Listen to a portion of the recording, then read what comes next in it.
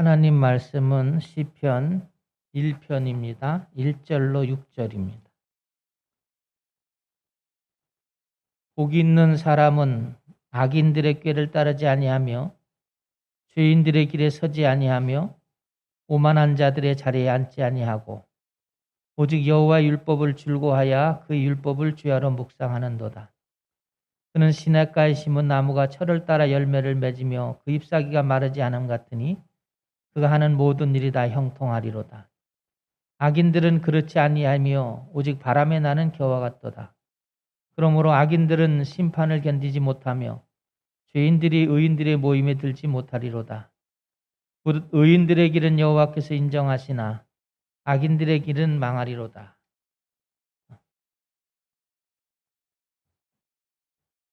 세상을 살아가는 모든 사람에게는 축복에 대한, 복에 대한 관심이 많이 있어요.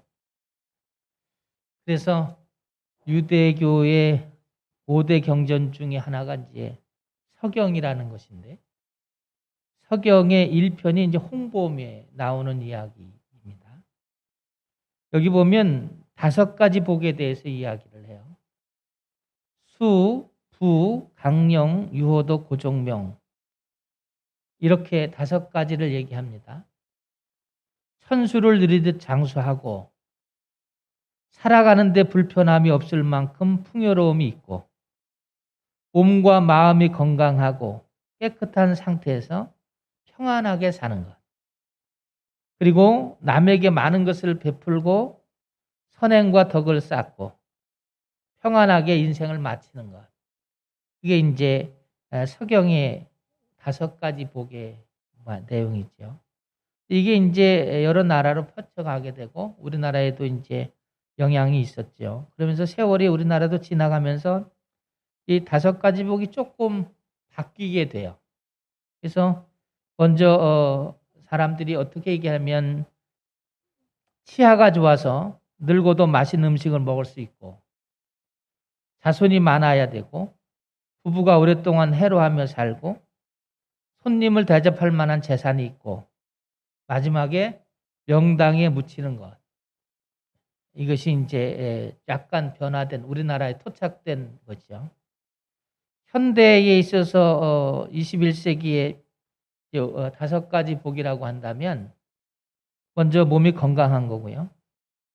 또 하나는 이제 사랑하는 사람들과 서로 아끼면서 사는 거고요.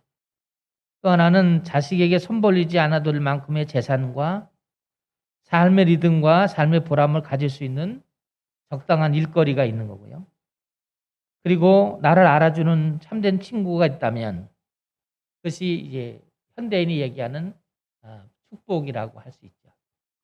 그런데 그리스도교에 있어서의 복은 뭘까? 그리스도에 있어서 축복은 내가 복이 있는 사람이 되는 겁니다. 복이 있는 사람이 되는 거예요. 하나님이 아브라함을 부르시죠. 그 많은 사람 중에서 아브라함을 꼭 집어 부르십니다. 아브라함은 데라의 아들이죠. 데라는 직업이 우상을 만드는 그런 일을 하면서 사는 사람이에요. 근데 그에게 와서 하나님께서 그래요. 하나님 내가 너 아브라함에게 복을 줄게. 그러면 너 이름이 창대케 된다. 그렇게 얘기를 하거든요. 아브라함이 복 있는 사람이 되지요. 아브라함이 가는 곳마다 본인도 복을 받지만 다른 사람들도 복을 받습니다. 특히 아브라함의 아들인 이삭이 그랬고 야곱과 손주 요셉까지 이 복이 서로 내려가게 됩니다. 성경의 증언을 보면 야곱이 외삼촌 집 라반으로 이제 도망을 가서 20년 살잖아요. 근데 이때 야곱이 얘기하는 게 아니고 외삼촌 라반이 야곱에게 이렇게 얘기해요. 여호와께서 너로 말미암아 내게 복을 주신 줄 내가 깨달았다. 이렇게 얘기해요. 자꾸 재산이 늘어나다 보니까 하나님이 너를 통해서 나를 축복하더라. 그런 이야기를 해요. 야곱도 외삼촌의 소유가 내가 올 때는 조금이었었는데 내가 오면서 번성하여 때를 이루었다. 여호와께서 외삼촌에게 복을 주셨습니다. 그렇게 이야기를 해요. 받는 자나 전하는 자나 알았다는 거죠. 요셉도 보디발의 집에 가서 살지요.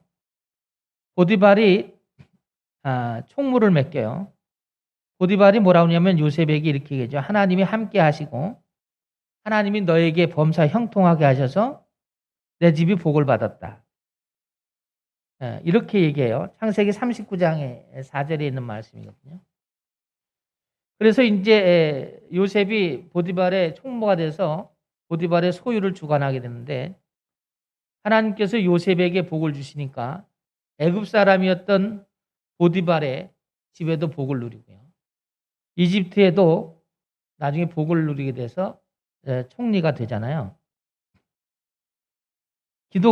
그리스도교에서는 내가 복 있는 사람이 되면 또 이 복이 저절로 사람들과 함께 나누는 그런 삶이 된다고 하는 겁니다. 오늘 우리가 아침에 하나님께서 우리에게 주신 말씀은 시편 1편인데 시편 150편 전체의 서시로 말하자면 서론으로 1편을 들 수 있어요.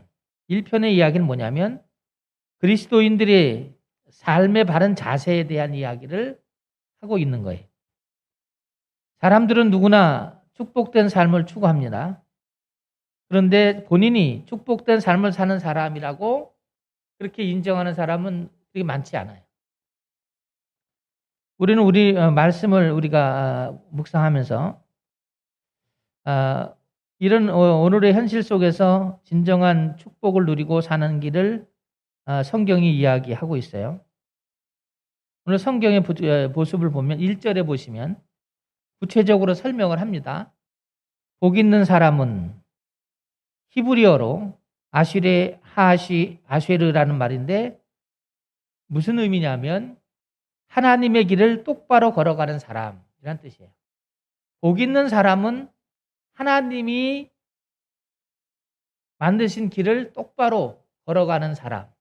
예수님이 나는 길이고 진리고 생명이다 이렇게 말씀하신 거거든요. 그러니까 하나님께서 제시한 길을 똑바로 걸어가는 그 자체가 복이라는 거예요. 축복이다. 이게 이제 그리스도교의 축복입니다. 또 이렇게 살아가는 사람의 삶은 하나님이 번영과 성공의 길을 걷도록 해 도와주신다. 그래서 오늘은 저와 여러분이 이제 축복에 대한 개념을 새롭게 정리를 좀 할 필요가 있어요. 우리는 그리스도인인데 우리가 생각하는 축복이 많이 섞여져 있죠. 혼재되어 있잖아요. 그래서 그게 잘못 이해될 수가 있으니까 오늘은 성도가 누리는 그리스도인이 누리는 축복에 대해서 한번 정리를 해보려고 하는데 그러면 복된 삶을 살아가려면 어떻게 하면 될까? 첫째는 구별하는 용기와 지혜가 필요하다는 거예요. 구별하는 용기와 지혜가 필요합니다. 지혜는 하나님이 주셔야 되고요. 용기도 하나님이 주셔야 되죠. 마태복음 1장 7절로 11절을 보면 마태복음 1장이 족보를 쭉 얘기하죠. 그중에 이제 7절로 11절에 보면 솔로몬은 르호보암을 낳고 르호보암은 아비야를 낳고 아비야는 아사를 낳고 이렇게 이제 7절에 이야기 되는데 르호보암이 하나님이 악했다. 아비야도 악했어요. 그런데 아비야가 아사라는 선한 왕을 낳아요. 여기서 이제 선하고 악하다는 건 뭐냐면 하나님의 말씀을 실천하면서 살았던 왕과 그렇지 않았던 왕을 이야기하는 거예요. 아사는 여호사밧을 낳죠. 아사도 선한 왕이었는데 여호사밧은 아세라 상을 제거하고 산당을 없애고 그리고 하나님 말씀을 가르치는 일들을 하게 됩니다. 여호사밧이 요람을 낳고 요람이 우시야를 낳았다 그러는데 요람과 우시야 사이에 3명의 왕이 있는데 오늘 마태는 거론하지 않아요. 그 사람의 이름들은 열왕기하 8장에 나오는 아하시아이고요. 12장에 나오는 요하스라는 왕이고요. 14장에 나오는 아마샤라는 왕이에요. 이 세 사람의 왕을 마태는 생략을 합니다. 그 이유가 있어요. 이들은 다 아합과 이세벨의 가르침을 따랐던 사람들입니다. 여러분, 아합과 이세벨이 어떤 줄 알죠? 그래서 이들과 관계가 있기 때문에 이들이 구별을 잘 못했다는 거예요. 그래서 이제 이름이 빠지게 되고요.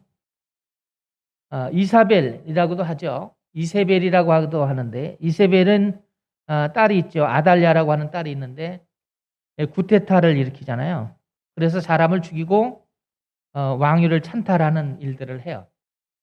이런 것과 영향력이 있다는 거죠. 이거를 구별하지 못하고 자기의 삶 가운데 이루게 되면서 이제 하나님께서 이들을 삶에서 이제 제거하게 된다는 거죠. 그런가 하면 이제 히스기야와 므낫세라는 이름이 나오는데, 히스기야는 29년 동안 남왕조, 남유다의 왕으로 있죠. 그래서 유다 역사에 빛나는 한 시대를 열었던 사람인데, 이 사람은 신앙인이었고, 이 사람은 유대 민족을 탁월하게 영도했던 그런 사람이고, 하나님이 많이 축복했던 사람이죠. 그런가 하면 그의 아들이 므낫세인데, 므낫세가 55년 동안 왕에 있어요. 그런데 이 사람이 맨 처음에는 이 구별이 잘 못해요. 그래서 바벨론의 포로가 되는 원인을 제공하게 되고, 그래서 이제 유다의 운명이 바벨론의 포로가 되는 그런 모습이 되지요. 본인이 왕이었는데 이제 므낫세가 종이 돼 버렸어요. 므낫세가 종이 되면서 르호보암이나 아비야나 이런 사람과 다르게 하나님의 징계를 크게 생각하고요. 회개해서 나중에 회복이 돼요. 그래서 이 성경에 므낫세는 희한한 사람이에요. 당대에 망했다가 당대에 회복된 사람 중에 하나가 므낫세거든요. 제가 살아보니까 그전에는 자기의 식견대로 살았겠죠. 살아보니까, 그리고 노예가 돼 보니까 하나님 말씀이 맞더라는 거죠. 그래서 회개하니까 하나님이 그 중심을 보시고 다시 나라로 회복시키셨다. 그게 성경의 이야기거든요. 오늘 이 성경에 많은 사람들이 나오지만 족보를 조금 얘기하는 것은 여기에 왕들이 나오는데, 이들은 민족의 지도자들이죠. 이 사람들이 이 하나님의 사람, 남유다의 하나님의 왕국을 이끌어가면서 하나님과 함께 동행했던 사람은 하나님이 도우시고 번영의 길을 약속하시는 축복의 삶이 됐는데, 하나님을 버리고 이사벨은 이방 여인이죠. 이방 여인의, 그래서 이제 아세라 목상을 갖고 오고 산당을 만들고 하나님의 교회를 헐어버리고 이랬던 앞에 섰던 사람이죠. 이 사람이 뜻을 따르고 이 사람의 지시를 따랐던 사람들은 하나님께서 악하다, 그렇게 표현을 했다는 것입니다. 신앙인에게 있어서 가장 중요한 부분은 우리 성경이 지시한 대로 분별하는 은혜가 있어야 되고, 분별해서 자기의 신앙을 결단하고 세상을 살려면 용기도 필요하고 지혜도 필요하다. 지금과 악한 세상에서 그리스도인으로 살아남는 용기와 지혜가 하나님으로부터 오니까 하나님의 지혜를 구할 필요가 있습니다. 인류 역사 가운데 한 이야기가 있습니다. 기독교 잡지 가운데 크리스찬니티 투데이라고 하는 그런 잡지가 있어요. 여기에 이제 독일 교회가 왜 히틀러의 정권, 독일의 통치를 허용했는가 라는 이제 분석한 글을 썼어요. 이 글의 요지는 이런 겁니다. 독일 교회가 선과 악을 분별하는 감각을 잃어버렸다는 거예요. 그 잃어버린 원인을 이렇게 얘기합니다. 독일 교회가 히틀러의 기만 전술에 쉽게 넘어가게 됐다. 그래서 선악을 분별하는 감각이 무뎌졌다. 히틀러가 권좌에 오르면서 한 얘기가 있죠. 독실한 그리스도인처럼 위장을 했습니다. 히틀러는 말합니다. 독일 교회의 전통적 토대를 존중한다고 말합니다. 내가 이 나라를 다스리게 되면 기독교를 도덕성의 기초로 삼아서 올바른 정치를 하겠다고 합니다. 그렇게 하니까 독일 교회는 여기에 넘어가게 되고요. 히틀러는요, 또 독일 교회와 독일 국민 앞에서 하나님 앞에 거룩하고 겸손한 자로 자꾸 부각을 시킵니다. 성공해요. 이때 독일 교회가 히틀러의 사탕 발림에 속았다는 것입니다. 선과 악을 분별해낼 수 있는 능력을 잃어버렸다는 거죠. 그래서 히틀러에게 정권이 넘어간 다음에 히틀러가 어떻게 합니까? 전 세계를 전쟁의 소용돌이로 몰고 수많은 사람의 생명을 앗아가죠. 그렇죠? 신앙인에 있어서 이 구별하는 것, 또 하나님의 뜻을 따라가기 위해서 내 생각과 하나님의 생각을 구별하는 것 아주 중요합니다. 본문 1절에 보시면 복 있는 사람은 악인들의 꾀를 따르지 아니하고 죄인들의 길에 서지 아니하며 오만한 자들의 자리에 앉지 않는다. 이게 악인들의 꾀, 그 다음에 문장 있죠. 악인들의 꾀라는 문장 있고요. 죄인들의 길, 또 오만한 자들의 자리, 이렇게 세 문장이 있잖아요. 이거는 이제 히브리어로 순서대로 얘기하면 파차트 레샤임이라는 말과 단어와 아베테레크 핫타임이라는 문장과 우베모샤브 레취임이라는 문장이에요. 이 문장들의 같은 의미는 뭐냐면 이런 거예요. 하나님의 백성들이 마땅히 피해야 될 자리를 말합니다. 하나님의 백성들이 자리가 뭐냐면 악한 자들의 자리를 구별하고 피하는 사람이 복이 있다. 그렇게 말합니다. 악이라는 게 이제 점증성이 있죠. 자꾸 빠져들어가는 그런 맛이 있습니다. 처음에는 쫓는 것으로 시작을 하죠. 시키는 대로 하다가 하는 걸 시작합니다. 나중에 점점 들어가면 가치관이 바뀌고 생활 양식이 바뀌고요. 나중에는 자신이 악을 주도하는 선봉의 자리에 서게 되거든요. 처음부터 악해지지 않는다는 거예요. 점점점 빠져들어가게 된다는 거죠. 그래서 신앙인은 오늘 말하는 거예요. 악의 자리를 구별해서 처음부터 금지해야 된다. 막아야 된다. 그렇게 얘기합니다. 여러분이 가까이 하는 사람들이 어떤 사람인가요? 잘 구별할 줄 알아야 됩니다. 복 있는 사람은 사람과 자리를 구별해야 된다.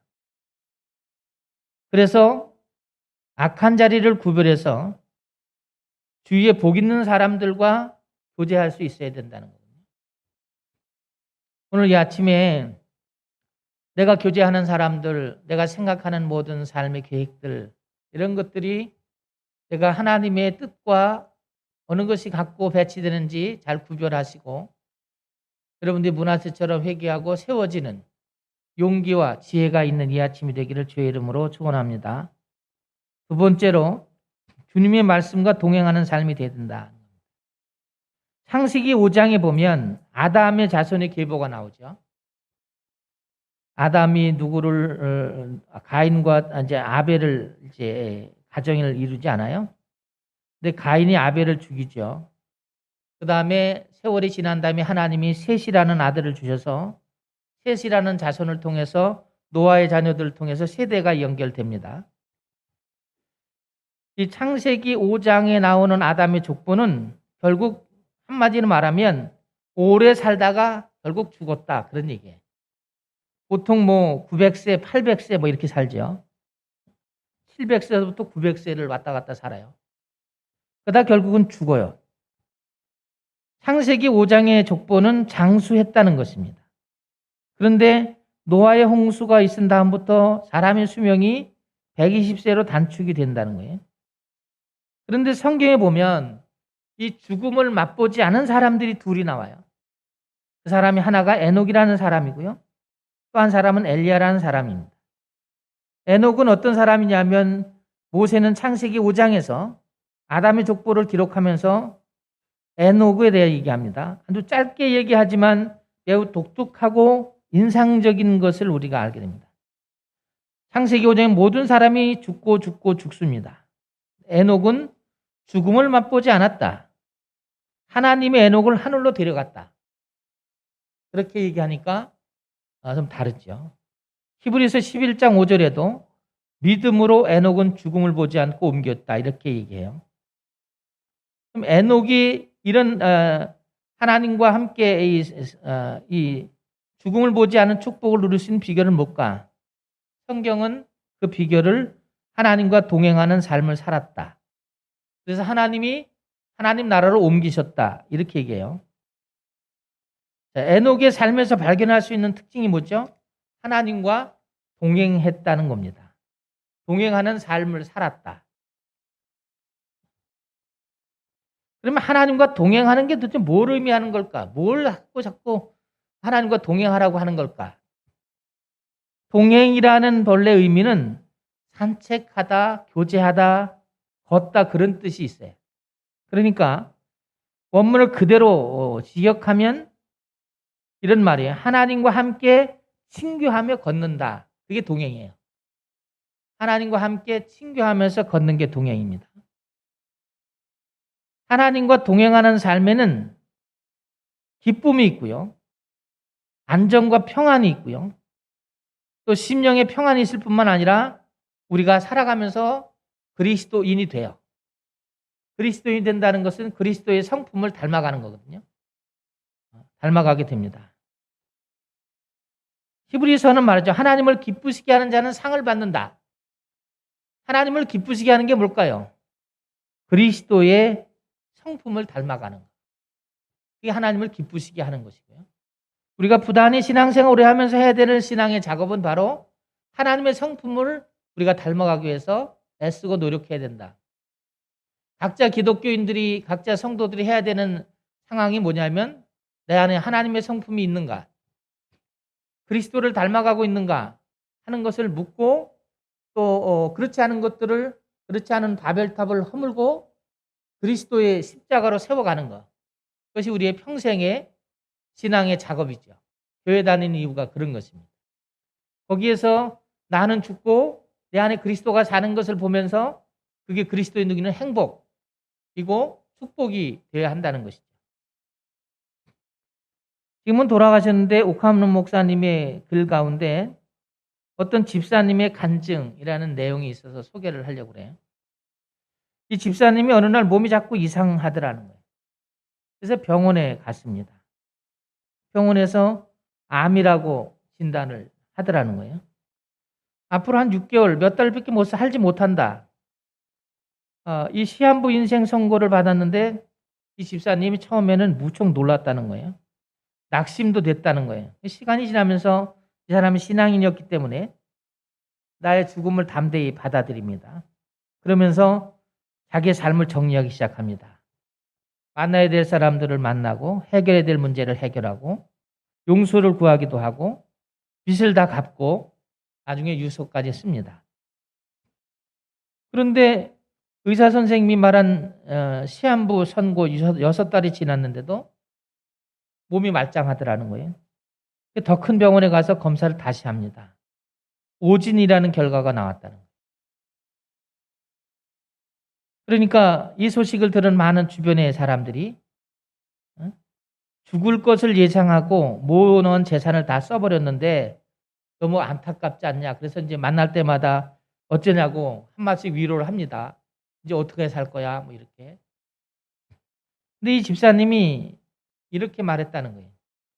지난 6개월 동안 시한부 인생으로 산 때처럼 내 인생이 하나님 앞에서 진지하게 보람있게 산 적이 없다. 정말 뼈 있는 이야기죠. 여러분 어떠세요? 하나님 앞에서 여러분 인생이 지금 진지하고 보람있는 삶이 됩니까? 하나님과 동행하려면 이 사람이 고난이 오잖아요. 그래서 이 사람이 자기의 계획을 내려놓고 하나님의 뜻과 자기의 뜻을 일치시켰더니 그것도 자기에게 행복이 되더라는 거죠. 세상의 가치를 가지고 바라보는 그리스도인들은 그 돈을 다 썼으니 어떻게 이제 어떻게 살 거야? 그런 이야기를 하는데 이 사람은 그게 아니라 진지하게 예수님의 것으로 하나님의 사람 집사님으로 6개월 동안 산 게 진정 삶이었다. 그게 정말 행복이었다. 이렇게 고백을 했다는 거 아니에요? 뇌성마비 앓는 시인이 있죠. 유명한 송명이라고 하는 여자분인데 뇌성마비 송명이 시인이 쓴 나에게 주소서라는 시가 있어요. 그것을 여러분에게 읽어드리면 이렇습니다. 하나님의 마음을 나에게 주소서. 주께서 좋아하시는 건 나도 좋아하도록. 주님이 싫어하는 건 나도 싫어하게 하소서. 하나님의 심령을 나에게 주소서. 주께서 기뻐하시는 것 나도 기뻐하도록. 주님이 슬퍼하는 것 나도 슬퍼하게 하소서. 하나님의 성품을 나에게도 주소서. 주께서 사랑하는 자 나도 사랑하도록. 주님이 미워하는 것 나도 미워하게 하소서. 이런 하나님의 마음을 쫓아 평생 살게 하소서. 좌로나 우로나 치우치지 않고 하나님의 형상만 담게 하소서. 송명이 시인의 이야기죠. 온몸이 뒤틀어지고 글도 쓸 수 없고 마음이 막 힘들었죠. 그러나 이 사람의 영혼은요 대단합니다. 우리는 이 사람보다 정상적인 몸을 갖고 있는데 이 사람과 여러분 우리 대부분 이런 시를 이런 신앙의 고백을 할 수 있어야 된다는 거예요. 하나님이 좋아하는 거 나도 좋아하고 하나님이 싫어하는 거 나도 싫어할 수 있는 용기, 지혜 이런 게 있어야 된다. 이런 달라고 그러잖아요. 우리의 기도 내용과 이 사람의 기도의 내용이 좀 뭐가 다른가요? 한번 돌아보셔야 된다. 2절의 말씀의 본문 보자고요. 오직 여호와의 율법을 즐거워하여 율법을 주야로 묵상하는도다. 이게 율법을 묵상하도다라는 말은 우베토라토 예흐께라는 말인데 계속적으로 되뇌이며 암송하다 그런 뜻이에요. 계속적으로 되뇌이며 암송한다. 율법에 대한 감정적인 즐거움에 머무는 게 아니라 자기 생활에 적극적으로 실천하는 자세를 가리킬 때 율법을 묵상한다라고 하는 말이라고요. 복된 사람이 되는 건 뭐냐? 하나님의 말씀을 일평생 실천하면서 살아가는 거예요. 더불어 살아가는 것. 그것이 즐거움이 되는 것을 말합니다. 근데 이제 이 문제는 하나님께서 우리를 이끄시죠. 때로는 우리에게 적당히 고난도 오고요. 때로는 적당히 힘든 일이 생겨요. 아직 그건 우리에게 좋은 것입니다. 하나님께서 하나님에게로 돌아오라는 것이잖아요. 돌아가야 된다. 근데 이제 우리가 자꾸 버티는 것 때문에 문제가 있거든요.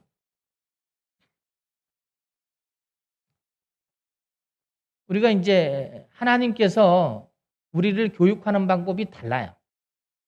신앙인은 이걸 잘 알 수 있어야 돼요. 여러분 아이들도 공부를 시키면 공부를 못해요. 왜냐하면 공부를 시키니까 하죠. 근데 하다가 보면 내가 왜 이 공부를 해야 되는지를 모른다고요. 그런데 공부를 이제 못하다가도 잘하는 아이들을 보면 공부를 본인이 시켜서 하는 게 아니라 하고 싶어서 하는 거거든요. 하고 싶어서 하면 큰 능력이 나타나요. 그러니까 부모된 입장에서 그런 지혜가 필요해요. 하나님이 우리에게 이런 지혜로 우리를 말씀으로 이끄시거든요. 억지로는 안 되죠. 그러나 우리가 다급해지고 여기 집사님처럼 암 선고를 받아서 생명이 끝날 때가 되고 이러면 사람은 확 달라지거든요. 그러면 하고 싶어서 한다고요. 말씀을 보거나 기도하거나 예배를 드리는 게 하고 싶어서 해야지 자꾸 누가 시켜서 하면 이게 권태증이 빨리 온다고요. 아이들도 그래요.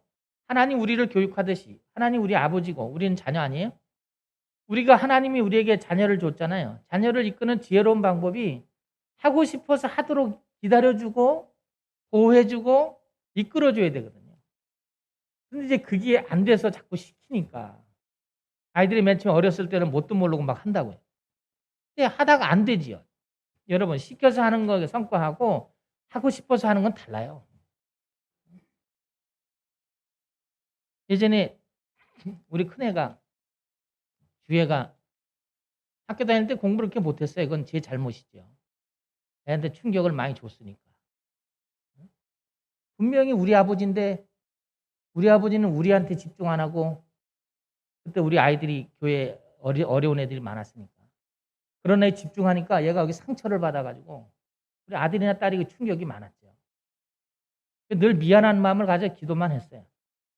어느 날 이 아이가 신학을 한 아이인데 어느 날 저한테 오더니 이태리 학교 입학하고 가서 그 다음에 뭐 이런 걸 다 갖고 와서 쭉 내미는 거예요. 근데 깜짝 놀랐어요. 걔 영어 잘 못하거든요. 근데 이태리어가 더 어렵거든요. 그러니까 자기가 하고 싶으니까, 자기가 공부하고 싶은 게 의상 디자인이니까 그걸 해내더라고요. 근데 사람들은 보면 얘는 이걸 못하니까, 학습 능력이 없으니까, 그게 부모의 입장이죠. 본인이 하고 싶으니까 그 어려운 이태리 단어를 하고 대사관 가서 인터뷰 통과하고 그 다음에 입학하고 가서 받아가지고 그리고 와서 나 공부하러 간다, 도와주세요. 그런데 아버지 엄마로서 안 된다는 말을 못 하겠더라고요. 그래서 그때부터 그 집사람이 알바를 많이 했죠.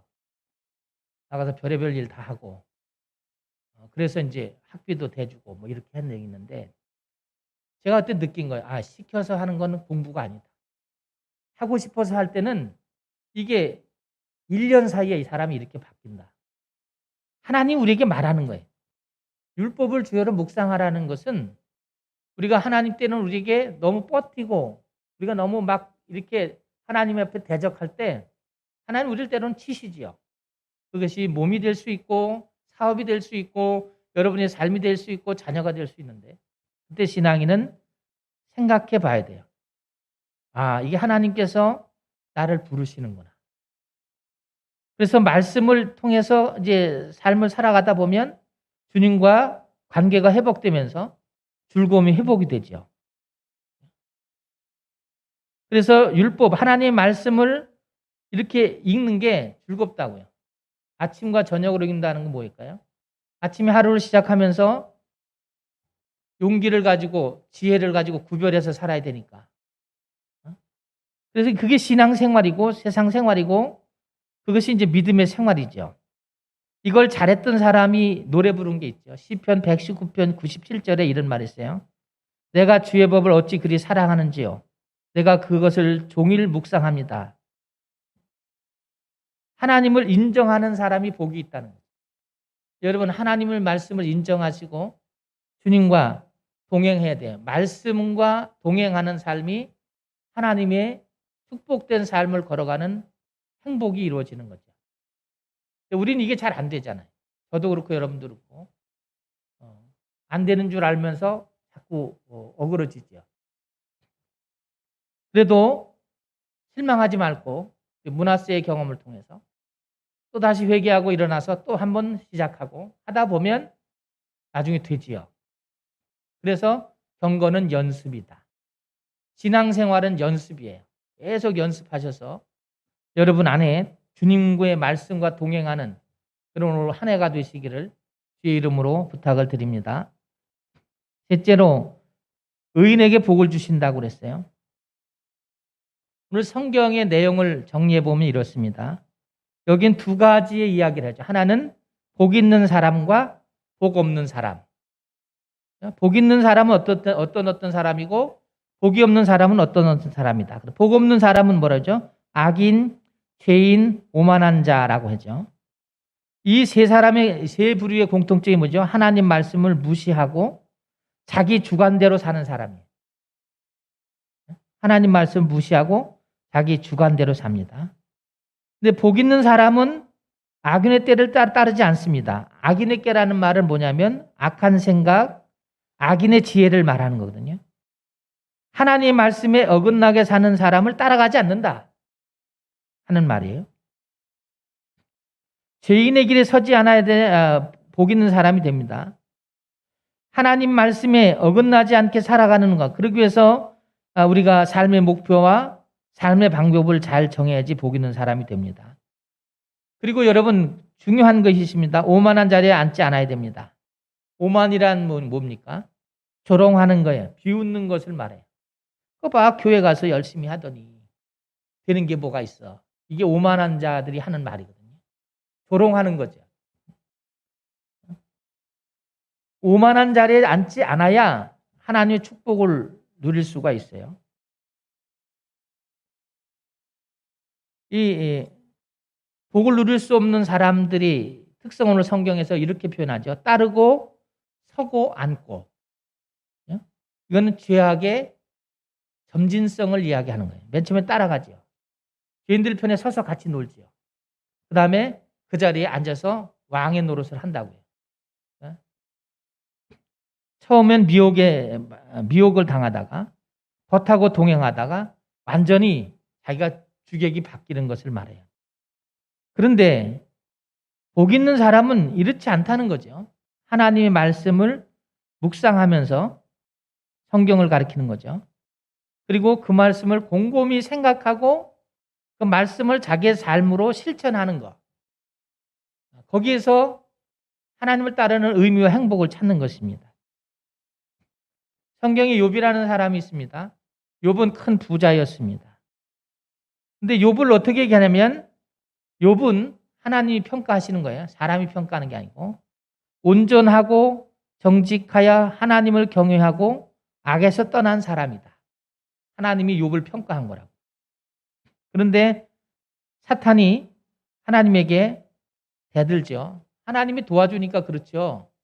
하나님이 안 도와주면 사탄이 내가 한번 휘둘르면 무너집니다. 그러니까 하나님께서 그렇지 않다. 그래서 사탄에게 맡기죠. 그래서 생명만 해하지 말고 욥의 생명을 끊지는 말고 네가 해볼 대로 다 해봐라. 조건을 주셨어요. 그래서 사탄이 욥을 시험하죠. 재산을 잃습니다. 종들도 잃고 아들, 딸도 죽고 본인은 발바닥에서 정수리까지 종기가 나고 자기가 사랑했던 아내는 하나님을 욕하고 죽으라고 남편을 저주합니다. 그런데 성경은 이 욥이 복이 있는 사람이다. 복된 삶을 사는 사람이다. 이렇게 이야기하거든요. 예레미야 선지자 얘기처럼 시냇가에 심은 나무처럼 욥은 이 사탄의 모진 시험에도 조금도 믿음이 흔들리지 않습니다. 넘어지지 않죠. 흔들리지 않게 넘어지진 않아요. 나중에 모든 사탄의 시험을 이깁니다. 시험은 어떻게 이기는 거냐면 욥을 보면 아실 때요. 시험은 견디면 이깁니다.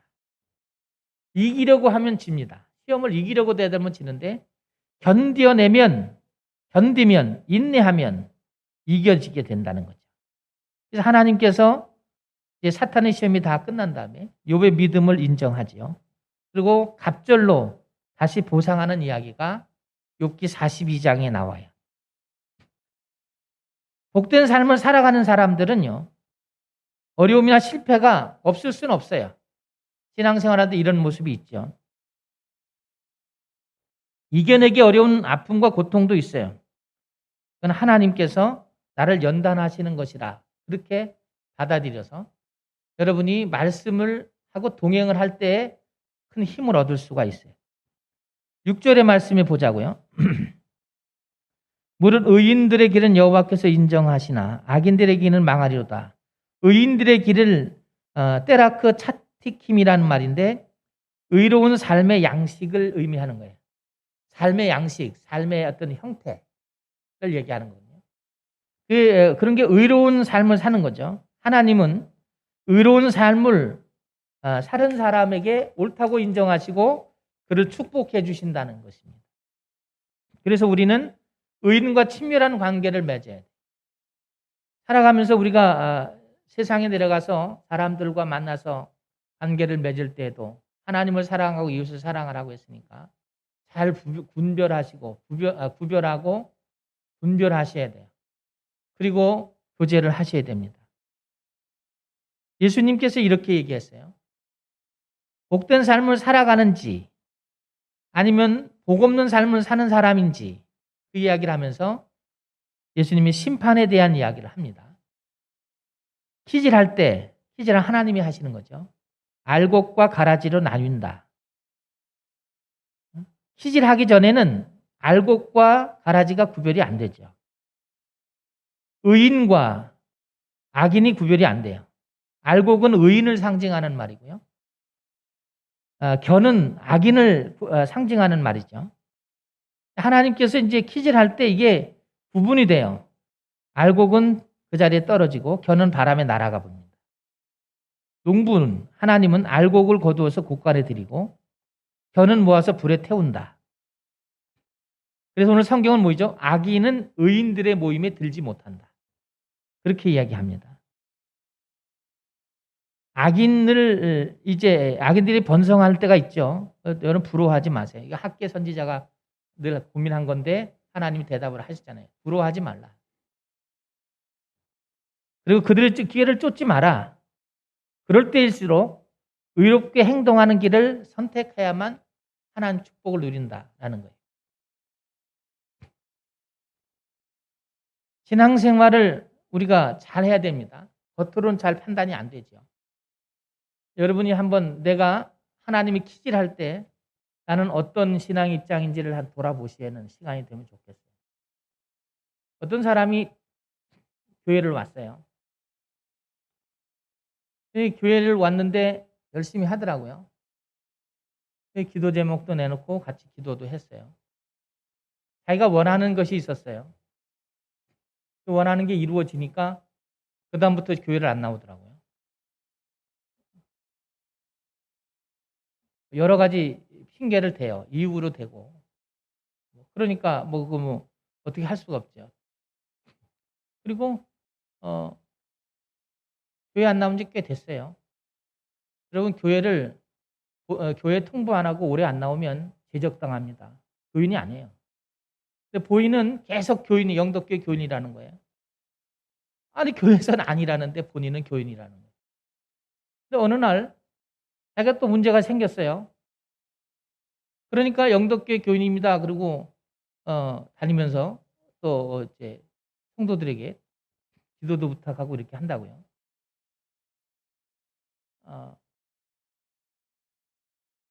저한테도 얘기하지만 여러분 기도는 제가 하죠. 기도 부탁하면 다 합니다. 그런데 저는 거기까지밖에 할 수가 없어요. 그리고 그것에 대한 응답은 결정권은 하나님에게 있잖아요. 이미 본인이 하나님께 자기의 속내를 다 드러냈다고. 이게 뭐냐면 샤머니즘적 신앙으로 하나님을 믿는 거예요. 이렇게 믿으면 안 된다는 거예요. 우리가 하나님을 섬기는 축복의 개념도 이렇게 하면 안 된다는 거예요. 문화세가 망가지잖아요. 그래서 거지가 돼서 노예가 됩니다. 다시 왕으로 회복돼요. 순식간에 하나님이 하신다니까요. 그러니까 여러분들이 하나님과 함께 하나님의 역사를 위해서 살아가는 꿈을 꿔야 되는데 이분이 또 그렇게 해요. 나중에 물어보더라고요. 제가 그랬어요, 본인한테. 교회 안 나오신 지 5년이 넘었는데 영덕교회 교인은 아니다. 기도를 부탁하니까 기도를 해드리는데 지금 다시 영덕교회 교인을 오려면 교족부에 오려면 다시 새가족 교육을 받고 새신자 시작을 해야 된다. 응지를 막 내더라고요. 내가 교인인데 나한테 그렇게 하면 되냐. 이 사람은 가라지의 신앙이죠. 자기 주관대로 하나님을 믿는 거예요. 여러분 자기 주관대로 신앙생활 할 수 있어요. 그거는 악해집니다. 하나님의 축복을 누릴 수가 없어요. 그러니까 신앙생활 여러분 복에 대한 생각을 잘 정리를 하셔야 돼요. 말씀을 정리해 보자고요. 오늘 성경은 뭐라고 얘기하냐면 복 있는 사람과 복 없는 사람의 기준이 있다는 거예요. 기준. 그 기준의 가장 본질은 뭐냐면 하나님께 대한 자세. 하나님을 대하는 자세가 있다는 것입니다. 하나님에 대한 자세가 바를 때 복 있는 사람이 된다.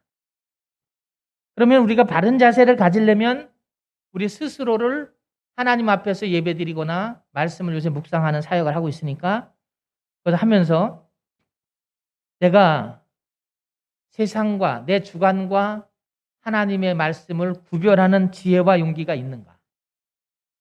지혜와 용기는 하나님이 주시는 거라으니까 기도가 필요하겠죠. 구별하는 지혜를 내가 갖고 있는가 하는 걸 생각을 해봐야 됩니다. 또 하나는 내가 주님의 말씀을 요새 묵상하고 있는데 하루하루 묵상하는 이 말씀과 내 삶이 동행하는 실천적 신앙의 생활이 되고 있는가 하는 거예요. 거기에서 여러분이 행복해지고 이 말씀이 내게 힘이 되고 평안이 되고 이루어지는 것을 알게 되면 역사가 있죠. 그러면 하나님이 그런 사람을 의인이라고 그러고 그런 사람을 하나님 축복하시면 이런 사람은 하나님의 나라와 영광을 위해 살죠.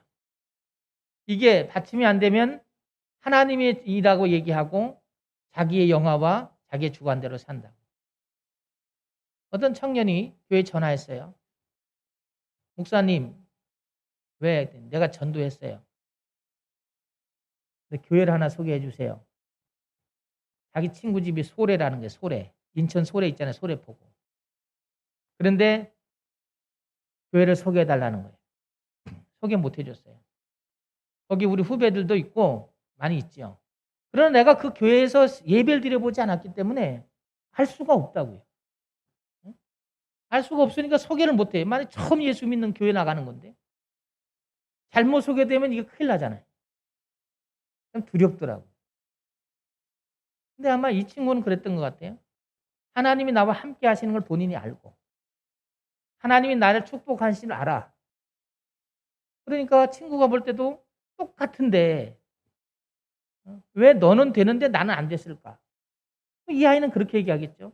나는 우리 하나님이 도와주니까. 그럼 이 아이는 그럼 네가 믿는 하나님 나도 믿어볼게. 나도 잘 돼야 되니까.